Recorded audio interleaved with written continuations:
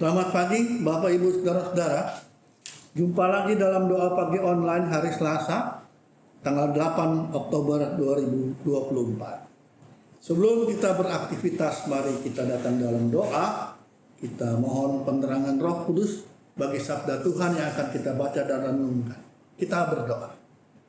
Syukur kepadamu Bapa dalam Kristus, kami pagi ini sudah dibangunkan, diberikan hari baru untuk kami jalani. Kami mau memohon bimbingan, tuntunan, penyertaan Tuhan supaya perjalanan hidup kami hari ini sungguh boleh menjadi berkat. Tuhan berfirmanlah, kami siap mendengarnya. Amin. Bapak Ibu Saudara-saudara, bacaan kita diambil dari 1 Korintus pasal 7 ayat 10 sampai 16. 1 Korintus 7 ayat 10 sampai 16. Firman Tuhan demikian.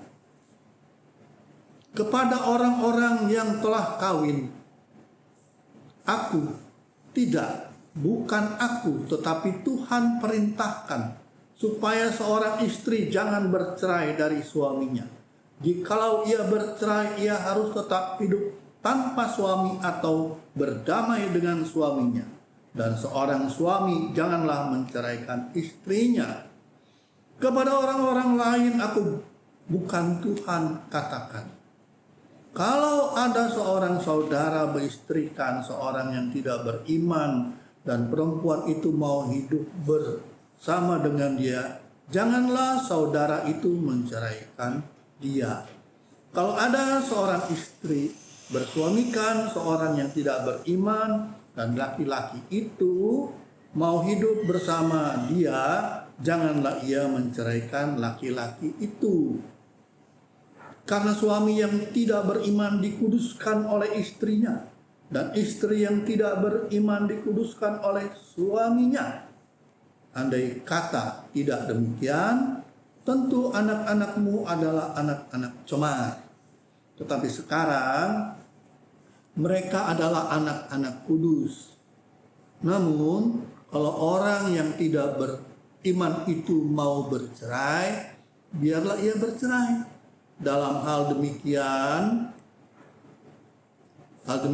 saudara atau saudari itu tidak terikat. Namun Allah memang memanggil kamu untuk hidup dalam damai sejahtera. Sebab bagaimana engkau mengetahui, hai istri, apakah engkau akan menyelamatkan suamimu? Atau bagaimanakah engkau mengetahui, hai suami, apakah engkau akan menyelamatkan dirimu? Demikian bacaan kita, dan ayat nats kita ialah ayat yang ke-15. Demikian bunyinya, dalam hal demikian saudara atau saudari itu tidak terikat. Namun Allah memanggil kamu untuk hidup dalam damai sejahtera. Bapak Ibu Saudara-saudara yang Tuhan kasihi, pernikahan adalah salah satu tahap dalam kehidupan manusia. Tujuan pernikahan tentunya saudara-saudara membentuk keluarga yang bahagia. Ya, keluarga yang masuk dalam kehidupan pernikahan atau berumah tangga tentunya ingin berbahagia. Tidak ada orang mau menikah untuk hidup sengsara.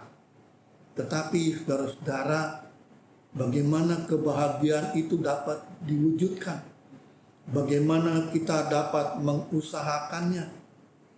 Saudara-saudara, tidak jarang terjadi.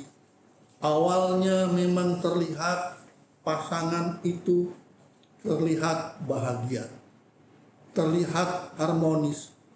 Tapi kenapa kemudian dalam perjalanan hidupnya semua jadi berantakan? Hidup harmonis, hidup dalam damai sejahtera dapat didefinisikan dalam berbagai pandangan. Tetapi secara singkat, Alkitab mau mengatakan bahwa keluarga yang harmonis adalah keluarga yang memiliki kedamaian di dalamnya. Tetapi saudara-saudara, Kedamaian yang menjadi kunci untuk hidup bahagia itu memang tidak gampang. Ada beberapa hal yang dapat kita perhatikan untuk mengupayakan kedamaian. Pertama, saudara-saudara, hendaklah masing-masing kalau berbicara kepada pasangan, bicaralah dalam nada yang santun, penuh hormat dan penghargaan. Jangan hanya pada awal waktu pacaran, bicaranya begitu penuh dengan cinta. Setelah masuk dalam pernikahan, usahakanlah saudara berbicara satu sama lain dengan santun, penuh penghargaan. Yang sering terhilang adalah setelah berjalan beberapa lama, saling menghargai itu luntur, entah karena kekecewaan atau apapun, atau karena dendam. Namun saudara-saudara, jikalau sudah tidak ada rasa penghargaan dan rasa hormat, maka sulit untuk mewujudkan hidup damai.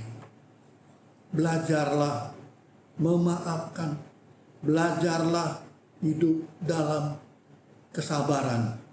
Kesabaran, saudara-saudara, memang pahit, tetapi tidak ada obat lain untuk mewujudkan kedamaian selainkan sabar dan mengampuni.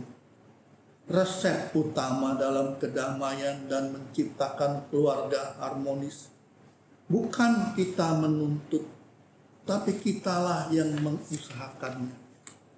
Hidup berumah tangga bukanlah hidup saling menuntut, tetapi bagaimana hidup saling menuntun. Tidak jarang saudara-saudara pasutri, pasangan suami istri itu di hadapan orang-orang kelihatannya mesra, tetapi itu hanya pencitraan. Lihatlah hidup mereka sehari-hari di dalam rumah tangga. Adakah mereka mau rendah hati? Adakah mereka membuang segala hal yang buruk mungkin yang diwariskan oleh orang tuanya? Orang mau mulai hidup pernikahan dengan memohon berkat Tuhan. Orang mengatakan itulah awal. Betul, awal hidup baru. Manusia baru yang mengenal kasih Kristus dan mewujudkannya. Saudara-saudara yang Tuhan kasihi, Rasul Paulus mengingatkan hal tersebut. Setiap pasangan suami istri dipanggil oleh Allah untuk hidup dalam damai sejahtera. Dan damai sejahtera tidak turun dari langit. Damai sejahtera dalam hidup rumah tangga itu harus dibangun, harus diperjuangkan, mungkin juga dengan air mata. Mewujudkan hidup damai sejahtera dalam rumah tangga adalah pekerjaan dari Tuhan, dan biarlah Tuhan yang memampukan. Selamat membangun hidup rumah tangga dengan damai sejahtera, dengan pertolongan Tuhan. Amin. Mari kita berdoa. Tuhan, Engkaulah yang membentuk sebuah keluarga. Engkau yang memanggil orang-orang untuk hidup sebagai suami istri.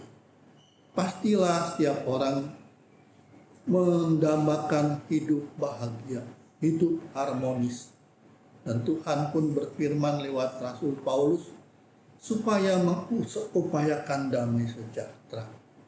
Untuk itu diperlukan perjuangan, bukan tuntutan, bukan saling menuntut, tapi saling menuntun dengan rendah hati, meninggalkan cara hidup lama, saling menghargai dan mengasihi dengan sungguh. Ya Tuhan, sertailah hidup rumah tangga kami, berkuasalah di dalamnya, anugerahkanlah hidup damai sejahtera itu dengan berkat-Mu. Terima kasih Bapa di surga, biarlah hidup rumah tangga kami menjadi kesaksian yang memuliakan Tuhan. Tuhan hadir dalam hidup rumah tangga kami. Terima kasih Bapa, dalam nama Yesus kami sudah berdoa, memohon dan bersyukur. Amin. Bagi Bapak Ibu yang memiliki pergumulan khusus dan ingin didoakan, bisa menghubungi rekan-rekan pendeta di nomor berikut.